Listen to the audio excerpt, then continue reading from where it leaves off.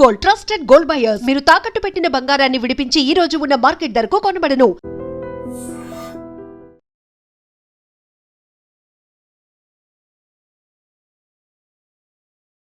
Tamil Nadu CM Joseph Vijay సంచలన నిర్ణయం తీసుకున్నారు. ప్రైవేటు స్కూల్స్ ఫీజు దోపిడీని ఆయన పూర్తిగా నిర్మూలించే ప్రయత్నం చేస్తున్నట్టుగా చాలా క్లియర్గా కనిపిస్తోంది.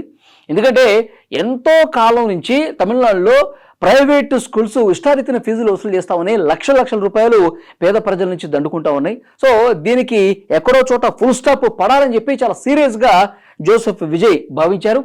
ఏ క్లాస్కి ఎంత ఫీజులు వసూలు చేయాలి, ప్రైవేట్ స్కూల్స్ నాణ్యత ప్రమాణాలు పాటిస్తున్నాయా లేదా, సో ఆ స్కూల్ని బట్టి ఎలాంటి ఫీజు ఎంతవరకు తీసుకోవాలి అన్నది చాలా క్లియర్గా ఉండే విధంగా ఒక కమిటీని కూడా ఏర్పాటు చేశారు. ఆ కమిటీ నివేదిక కూడా ఇచ్చింది ఏ క్లాస్కి ఎంత తీసుకోవాలి అన్నది.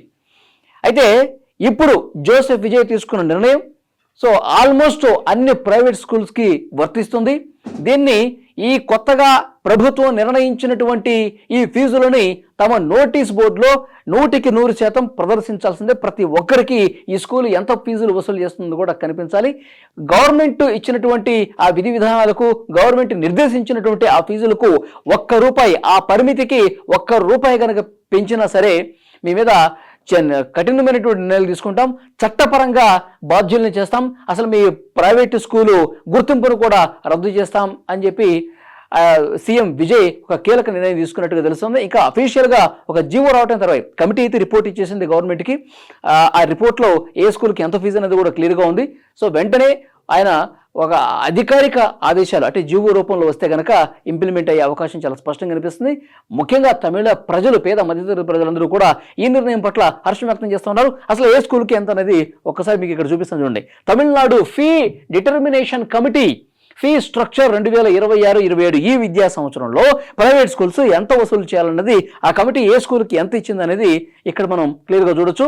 ఎల్కేజీ అండ్ యూకేజీ ₹16,640 కంటే ₹1 కూడా ఎక్కువ వసూలు చేయకూడదు. తర్వాత first class, second, third, fourth, fifth క్లాసులకి ఎంత అంటే ₹18,635 కంటే ఎక్కువ వసూలు చేయకూడదు. ఇది 18,635 మాత్రమే 5వ తరగతి వరకు. తర్వాత 6, 7, 8 తరగతులకి ₹20,635 సంవత్సరానికి. ఈ క్లాసులకి ₹20,635 మాత్రమే వసూలు చేసుకోవాలి. ఇక 9, 10 ఈ 2 తరగతులకి ₹22,965 మాత్రమే వసూలు చేయాలి. ఇక +1, +2 అంటే ఇంటర్మీడియట్ 2 సంవత్సరాలకి ₹25,825 కంటే ₹1 కూడా మీరు ఎక్కువ వసూలు చేయడానికి వీల్లేదు. ఇప్పటి వరకు మీరు లక్షల ఫీజులు వసూలు చేసింది, పేద మధ్యతరగతి ప్రజలు ముక్కుపిండి వసూలు చేసింది, వాళ్ళ ఫీజులు కట్టకపోతే హాల్ టికెట్లు ఇవ్వకుండా, పరీక్షలు రానివ్వకుండా మీరు ఇబ్బందులు పెట్టింది ఇక చాలు. ఈ ప్రభుత్వం ఏదైతే ఎన్నికల్లో హామీ ఇచ్చాం, ప్రైవేట్ స్కూళ్ళ ఫీజులు తగ్గిస్తాం, పేద ప్రజలకు అండగా నిలబడతామని చెప్పి మేము ఎన్నికలు ఇచ్చినటువంటి హామీని 100% అమలయ్యే విధంగా ఒక కమిటీని ఏర్పాటు చేసి ఆల్రెడీ ఫీజులను కూడా డిక్లేర్ చేసేసాం. ఇక అమలు చేసి తీరుతాం. దీనికి ప్రతి ఒక్కరూ పాటించాల్సిందే, లేకపోతే ఆ స్కూల్స్ మీద చర్యలు తీసుకుంటామని చెప్పి చాలా క్లియర్గా చూడండి. ఇది Tamil Nadu fee determination committee fee structure 2026-27 ఈ సంవత్సరానికి సంబంధించి ఈ ఫీజులే అమలవుతాయని చెప్పి చాలా క్లియర్గా ఇది మొత్తం సోషల్ మీడియా మొత్తం ఊపేస్తుంది. ఈ ఫీ స్ట్రక్చర్ అనేది సీఎం విజయ్ ఆయన ముఖ్యమంత్రి అయ్యాడేదో అనేకమైనటువంటి గొప్ప నిర్ణయాలు తీసుకున్నాడు, పాలనలో తన మార్క్ చూపిస్తూ ఉన్నాడు.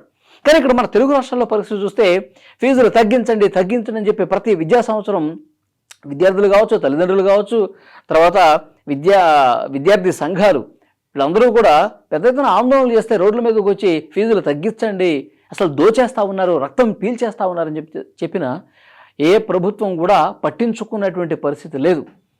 మరి ఈ ప్రైవేట్ స్కూల్స్ యాజమాన్యాలు అసలు వాళ్ళు లోపాయకారిగా ఏమన్నా ప్రభుత్వాలతో ఒప్పందాలు కుదుర్చుకొని ఫీజులు తగ్గించకుండా ఏమన్నా ప్లాన్లు చేసుకుంటున్నారేమో తెలియదు. కానీ చాలా దుర్మార్గంగా ఎల్కేజీకి ₹1,00,000 అండి, 2వ తరగతి ఫస్ట్ క్లాస్కి, సెకండ్ క్లాస్కి ₹1,50,000. ఇదేం ఫీజులు? ఎంత గొప్ప ప్రైవేట్ స్కూల్స్ కూడా ఇంత వసూలు చేయవు కదా బయట రాష్ట్రాల్లో. కానీ మన దగ్గర ఎందుకు ఇలాంటి వ్యవస్థ ఉంది, దీన్ని మార్చాల్సినటువంటి పరిస్థితి ఉంది కదా అని చెప్పి ఆందోళన ప్రతి సంవత్సరం కూడా చేయటమే. కానీ ప్రభుత్వాలు కానీ ఆ వ్యవస్థలు కానీ నిమ్మకు నీరెత్తినట్టు ప్రవర్తించినటువంటి పరిస్థితులు ఉన్నాయి. మరి లోపల ఏం జరుగుతుందో తెలియదు కానీ ప్రతి సంవత్సరం ఆందోళన చేయడం ఇది పరిపాటిగా మారిపోయింది. కానీ లక్షలు వసూలు చేస్తానే ఉన్నారు. అసలు ప్రైవేట్ స్కూళ్ళలో చదివించడానికి ఆపసోపాలు పడతా ఉన్నారు తల్లిదండ్రులు. నిజంగా చెమటని రక్తాన్ని పూర్తిగా వాళ్ళ కుటుంబం సంపాదించేదంతా విద్యకి ఇట్లా వేయాల్సినటువంటి పరిస్థితి ఉంది. కాబట్టి తమిళనాడు ముఖ్యమంత్రి జోసెఫ్ విజయ్ చాలా మంచి నిర్ణయం తీసుకున్నారు. ఇది ఒక గొప్ప నిర్ణయం. ఇంకొక ముఖ్యమైన విషయం ఏంటంటే తమిళనాడు ముఖ్యమంత్రి విజయ్ ఆలోచన ప్రతి స్కూలు కూడా తమ నోటీస్ బోర్డులో అందరికీ కనిపించే విధంగా ఫీజ్ స్ట్రక్చర్ కనిపించాలని అన్నది మాత్రమే కాదు, ఆ ప్రైవేటు స్కూలు వెబ్సైట్లో కూడా ఈ ఫీజ్ స్ట్రక్చర్ అనేది వాళ్ళు పెట్టాలి. ప్రభుత్వం నిర్దేశించినటువంటి ఈ ఫీజుల్ని ప్రతి ప్రైవేట్ స్కూల్ కూడా వాళ్ళ వెబ్సైట్లో, వాళ్ళ అఫీషియల్ వెబ్సైట్లో ప్రదర్శించాలి. అలాగే విద్యార్థులకి ఏదో అడ్మిషన్ ఫారాలు ఇస్తారు కదా, ఆ ఫారం ఇచ్చేటప్పుడు కూడా డెఫినెట్గా ఈ ఫీజ్ స్ట్రక్చర్ అనేది వాళ్ళ విద్యార్థులకి తల్లిదండ్రులకి అందించాలని కూడా చెప్పారు. అంటే ఒక పారదర్శకత తీసుకురావడం కోసం ప్రభుత్వం డిక్లేర్ చేసినటువంటి ఆ ఫీజులను మాత్రమే ఈ స్కూలు ఫైనల్ చేసింది, అంత మాత్రమే వసూలు చేస్తుందని చెప్పి మీరు ప్రతి ఒక్కళ్ళకి ఆ భావన కలగజేసే విధంగా ఉండాలంటే స్కూల్స్ కూడా ఇంతే పారదర్శకంగా ఉండాలని చెప్తా ఉన్నారు. సో నేడు రేపు ఆల్రెడీ నిర్ణయం అయిపోయింది, ఇక అధికారికంగా ఉత్తర్వులు రావటమే. ఈ విద్యా సంవత్సరం 2026-27 విద్యా సంవత్సరం నుంచే అమలు అయి తీరాలని చెప్పి చాలా కఠినంగా, చాలా స్ట్రిక్ట్గా, సీరియస్గా విజయ్ ఉన్నట్టుగా తెలుస్తోంది. నిజంగా చాలామంది పాలకులు, చాలామంది ముఖ్యమంత్రులు జోసెఫ్ విజయ్ని చూసి నేర్చుకోవాల్సినటువంటి అవసరం ఉంది. పేదల పక్షాన, మధ్యతరగతి ప్రజల పక్షాన నిలబడ్డటువంటి ఏకైక ముఖ్యమంత్రి జోసెఫ్ విజయ్ అని చెప్తున్నారు. పరిపాలనలో ఏమాత్రం అనుభవం లేకపోయినా జోసెఫ్ విజయ్ మొట్టమొదటిసారిగా పార్టీ పెట్టిన 2 సంవత్సరాల్లో ఆయన విజయం సాధించి ముఖ్యమంత్రి అయి ఇలాంటి దేశం మొత్తం కూడా ఆలోచన చేసేటంటే గొప్ప గొప్ప నిర్ణయాలు తీసుకుంటూ ఉన్నారు. ఆయన అధికారంలోకి వచ్చిన తర్వాత ఇలాంటి సంచలన నిర్ణయాలు చాలా తీసుకున్నారు. అసలు స్కూల్స్కి దగ్గరలో వైన్స్ ఉండకూడదు, దేవాలయాలకు దగ్గరలో వైన్స్ ఉండకూడదు, బస్ స్టాండ్లు, రైల్వే స్టేషన్లు ఇలాంటి ప్రదేశాల్లో దాదాపు 1 కిలోమీటర్ల అవతలే వైన్స్ ఉండాలని చెప్పి ఒక పేరు సంచలనమైన నిర్ణయం తీసుకున్నారు. గతంలో ఏ ప్రభుత్వం వాళ్ళకి తెలిసినా కానీ చేయలే. కానీ పాలకుడికి మనసు ఉంటే, పాలకుడికి ఒక పరిపాలనలో ఒక చిత్తశుద్ధి ఉంటే ఇలాంటి నిర్ణయాలు వస్తాయి. ఇటువంటి ప్రైవేట్ స్కూల్స్ ఇంత మాత్రమే వసూలు చేయాలంటే అది ఎంత సాహసోపేతమైనటువంటి నిర్ణయం, ఎంత సవాలుతో కూడుకుంది. ఎందుకంటే చాలా ఒత్తిళ్ళు వస్తాయి. ప్రైవేటు అలాగే కార్పొరేటు విద్యా సంస్థలు ఒక పెద్ద మాఫియా నడిపించే అవకాశం ఉంది కొన్ని చోట్ల. కాబట్టి దాన్ని తట్టుకొని మరి అలాంటి ప్రలోభాలకు ఈ ప్రభుత్వం గురి కాదు. పేదల పక్షానే ఉంటుంది, మధ్యతరగతి ప్రజల పక్షానే ఉంటుంది.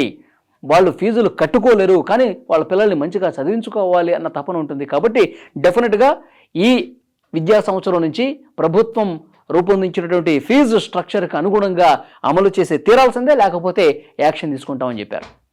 సో తెలుగు రాష్ట్రాల్లో కూడా ఇలాంటిది రావాలి. ఇక్కడ పాలకులు, ముఖ్యమంత్రులు కూడా ఈ విధమైనటువంటి ఆలోచన చేయాలి. ఎందుకంటే ప్రతి ప్రభుత్వం ఒకటే చెప్తుంది, విద్యకి మేము అత్యధిక ప్రాధాన్యత ఇస్తాం, వైద్యానికి మేము అత్యధిక ప్రాధాన్యత ఎక్కడిస్తున్నారు? లక్షలు ఫీజులు వసూలు చేస్తుంటే అది ప్రాధాన్యత ఇచ్చినట్ట? అసలు ఆ ప్రైవేట్ స్కూల్లో, ఆ ప్రైవేట్ కాలేజీల్లో సరైనటువంటి సౌకర్యాలు ఉండవు. బాత్రూంలు గబ్బు పెట్టి ఉంటాయి, ఫ్యాన్లు సరిగా తిరగవు, అక్కడ కనీస సౌకర్యాలు, వసతులు సరిగా ఉండవు. అయినప్పటికీ పిల్లలు ఆడుకోవడానికి గ్రౌండ్ ఉండదు. కాబట్టి అంటే స్కూల్ అసలు ఏ విధంగా ఉండాలో ఆ విధంగా లేకపోయినా సరే లక్షలు వసూలు చేసేటువంటి ప్రైవేటు విద్యా సంస్థలు ఉన్నాయి. కాబట్టి వాటి మీద యాక్షన్ తీసుకుంటూ ఇలాంటి ఫీజు స్ట్రక్చరే ఈ తెలుగు రాష్ట్రాల్లో కూడా రావాల్సిన అవసరం ఉంది. ఇక్కడ ముఖ్యమంత్రులు కూడా అలాంటి ఆలోచన చేయాల్సినటువంటి అవసరం ఉంది. ఈ వీడియో మీద తప్పకుండా మీ అభిప్రాయాన్ని కామెంట్ చేయండి.